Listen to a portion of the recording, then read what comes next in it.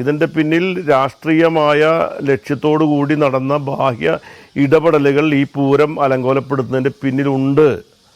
അതിൽ യാതൊരു സംശയം എനിക്കില്ല. ഇലക്ഷൻ കാലത്ത് BJP ഹാൻഡിലുകൾ തന്നെ പ്രചരിപ്പിച്ചിരുന്നല്ലോ. അന്ന് എന്താ പറഞ്ഞത്? അത് ആംബുലൻസിൽ വന്നിട്ട് പോലും ഇടപെട്ടു എന്നാണ് പറഞ്ഞത്. കാരണം അത് പൂരം രക്ഷിക്കാൻ വേണ്ടി അദ്ദേഹം വന്നുകൊണ്ടാണ് പൂരം നടന്നതെന്നുള്ള നിലയ്ക്കാണ്. അപ്പോൾ ആരാ കലക്കിയത്? ഞങ്ങളാണോ? പൂരം കലക്കിയാൽ അവിടെ പിന്നെ തെരഞ്ഞെടുപ്പ് ജയിക്കാൻ പറ്റുന്ന ഏതെങ്കിലും മണ്ടന്മാർ വിചാരിക്കുമോ? രാജ്യം മുഴുവൻ ചർച്ച ചെയ്ത് എന്താണ്? തൃശ്ശൂർ പൂരം സർക്കാരും ഇടതുപക്ഷ ജനാധിപത്യ മുന്നണിയും തകർത്തു. എന്തിനു വേണ്ടി? പിന്നെ വിശ്വാസികളുടെ ആചാരങ്ങളെല്ലാം ഇല്ലാതാക്കി. ആചാരങ്ങൾ തകർത്തുകൊണ്ട് പൂരത്തെ, തൃശ്ശൂർ പൂരം പോലുള്ള പൂരത്തെ ആര് തകർത്തു? ഇടതുപക്ഷ ജനാധിപത്യ മുന്നണി തകർത്തു. ഇടതുപക്ഷ ജനാധിപത്യ മുന്നണി സ്ഥാനാർത്ഥിയായിട്ടുള്ള സുനിൽകുമാർ അടക്കമുള്ള ആളുകൾ, മന്ത്രി കെ രാജൻ അടക്കമുള്ള ആളുകൾ ഗുരുതരമായി വീഴ്ച വരുത്തി.